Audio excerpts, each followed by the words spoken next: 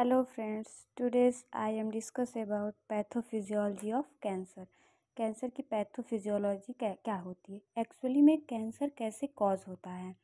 तो हम लोग सभी लोग जानते हैं कि कैंसर क्या होता है। अनकंट्रोल एबनॉर्मल ग्रोथ होने लगती है हमारे सेल्स की। नॉर्मली हमारा नॉर्मल सेल्स क्या होता है, एक पैटर्न में ग्रोथ करता है, एक लिमिटेशन होती है उसकी, एक नॉर्मल वे में ग्रोथ करता है। बट कैंसर सेल्स क्या होती है, अनकंट्रोल ग्रोथ होने लगती हैं। तो वहीं हम देख रहे हैं कि कैंसर सेल कैसे अनकंट्रोल ग्रोथ होती है। तो हम एक जानते हैं डिफरेंस कि हमारी नॉर्मल सेल में क्या होती है, कांटेक्ट इनहिबिशन की प्रॉपर्टी होती है। कि हमारी नॉर्मल सेल क्या होती हैं कि जब एक दूसरे के कांटेक्ट में आती हैं तो ये क्या होती हैं कि डिवीजन करना बंद कर देती हैं। लेकिन क्या होता है कैंसर सेल में, क्या होता है कि यह जब एक दूसरे के कांटेक्ट में आती हैं फिर भी यह क्या होता है कि बंद नहीं होती हैं, इसके ऊपर से क्या होने लगती है, प्रोलिफरेट होती हैं। तो कैंसर सेल में हमारी कांटेक्ट इनहिबिशन की प्रॉपर्टी नहीं होती है।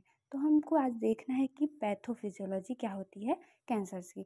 तो पहले हम देखते हैं कि कैसे होता है। तो मेन इसका कॉज क्या होता है, म्यूटेशन। म्यूटेशन यानी कि हमारे जो सेल्स की डीएनए है उसमें चेंजेस आने लगती हैं। फॉर एग्जांपल कि यह क्या है, ये हमारा सेल है और इसका ये डीएनए है।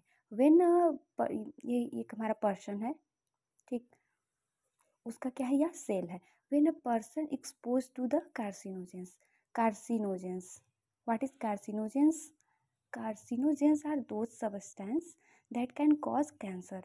कार्सिनोजेंस ऐसा सब्सटेंस है जो क्या करता है, कैंसर को कॉज करता है। इट में भी यह जो कार्सिनोजेंस है ये हमारा फिजिकल भी हो सकता है, केमिकल भी हो सकता है एंड बायोलॉजिकल भी हो सकता है एंड लाइफस्टाइल। ये क्या है, कार्सिनोजेंस है। फिजिकल में हमारा क्या आएगा, फिजिकल कार्सिनोजेंस में जैसे हमारा हो गया फिजिकल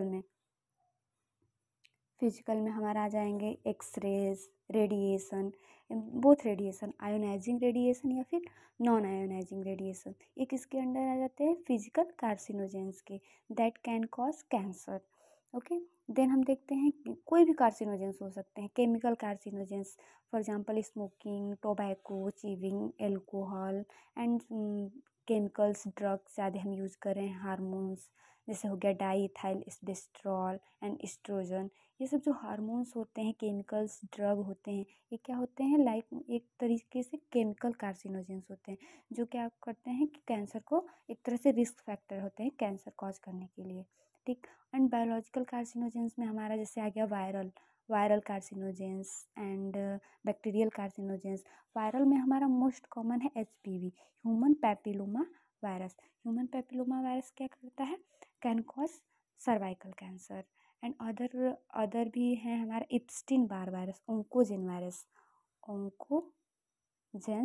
वायरस, इसको बोलते हैं Epstein Barr virus, EBR, EBV, Epstein Barr virus. ये भी क्या करता है, कॉज करता है कैंसर्स को। या फिर हमारे अदर लाइफस्टाइल हो गए जैसे स्मोकिंग या फिर सेक्सुअल एक्टिविटी बिहेवियर रॉन्ग है इसकी वजह से, या फिर हम जो भी फूड आइटम्स हो गए ये भी एक तरीके से carcinogens. For example preservative food हो गए जो हमारे पैकेट में आते हैं, प्रिजर्वेटिव्स, नाइट्रेट्स फूड, ये सब भी क्या होते हैं, एक तरह से कार्सिनोजेंस होते हैं जो कैंसर को कॉज करते हैं। तो हम यहाँ देखें कि when a person expose to the carcinogens, किसी प्रकार के कार्सिनोजेंस के कांटेक्ट में आ रहा है तो क्या होता है, उसके जो जीन हैं, जो डीएनए हैं, उनमें क्या होने लगती है, म्यूटेशन होने लगती है। म्यूटेशन यानी चेंजेस होने लगती हैं। तो म्यूटेशन हमारे बॉडी के सेल्स में ऑलरेडी प्रेजेंट होती हैं ट्यूमर सप्रेशर जीन्स। इसका नाम है ट्यूमर सप्रेशर जीन्स, ठीक। एपीसी, एपीसी एक जीन होता है, एडिनोमेटस पॉलीपोसिट कोलाई, एडिनोमेटस पॉलीपोसिस कोलाई। ये क्या होता है, एक हमारा ट्यूमर सप्रेसर जीन होता है जो क्रोमोसोम 5 पे प्रेजेंट होता है, 3 या 5 पे प्रेजेंट होता है ट्यूमर सप्रेसिव जीन। ये हमारा क्या करता है कि जो भी हमारे बॉडी में ट्यूमर फॉर्म नहीं होने देता है उसको, हमारे सेल को एक कंट्रोल वे में पैटर्न में ग्रोथ करता है। यानी कि ट्यूमर नहीं होने देता, उसको सप्रेस करके रखता है, यानी कि दबाए रखता है। लेकिन म्यूटेशन क्या करता है, जो सप्रेस करने की एक्टिविटी है उसी को क्या कर दे रहा है, इनएक्टिवेट कर रहा है। जो हमारा ट्यूमर सप्रेसर जीन है वो क्या कर रहा है, ट्यूमर को सप्रेस कर रहा है, नहीं होने दे रहा है। लेकिन म्यूटेशन की वजह से क्या होता है कि यह इनएक्टिव हो जाते हैं और ट्यूमर फॉर्म होने लगते हैं। फिर क्या होने लगते हैं, सेल प्रोलिफरेट होने लगता है, यानी कि सेल का डिवीज़न बढ़ने लगता है। उसके बाद क्या होता है, म्यूटेशन की वजह से जो हमारे डीएनए रिपेयर जीन है उसमें भी अल्ट्रेशन हो जाता है। जो डीएनए हमारे नॉर्मल सेल को रिपेयर कर रही थी वो नहीं कर पा रही है अब। और हमारे बॉडी में पहले से ही क्या प्रेजेंट होता है, प्रोटो ऑन्कोजीन्स। ये कोई हमारे बॉडी को हार्म नहीं करता है, हमारे जो भी सेल है उसको एक नॉर्मल वे में ग्रोथ कराता है। लेकिन म्यूटेशन की वजह से क्या होता है, ये प्रोटो ऑन्कोजीन्स कन्वर्ट हो जाता है किसमें, ऑन्कोजीन्स में। ऑन्कोजीन्स में कन्वर्ट हो जाता है। ऑन्कोजीन्स एक हमारा कैंसर कॉजिंग है। तो प्रोटो ऑन्कोजीन्स नॉर्मली हमें कुछ नहीं करता है, एक नॉर्मल वे में ग्रोथ कराता है। लेकिन म्यूटेशन की वजह से प्रोटो ऑन्कोजीन कन्वर्ट हो जाता है ऑन्कोजीन में। और जब ऑन्कोजीन में कन्वर्ट होता है तो जो हमारे ट्यूमर सप्रेसिव जीन्स है वो इनएक्टिवेट तो पहले से ही हैं, और यहाँ पे क्या होते हैं, इनएक्टिवेट हो जाते हैं और पूरा प्रोलिफरेशन होने लगता है, कैंसर सेल्स का डेवलपमेंट होता है। तो पहले हमारा बिनाइन कैंसर बनता है।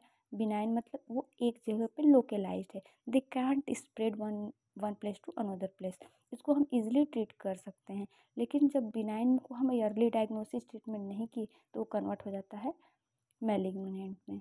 मैलिग्नेंट यानी कि मोर डेंजरस कंडीशन होता है, या one place to another place लोग ट्रांसफ़र होता है। इसको ट्रीट करना बहुत ही मुश्किल होता है। Thank you.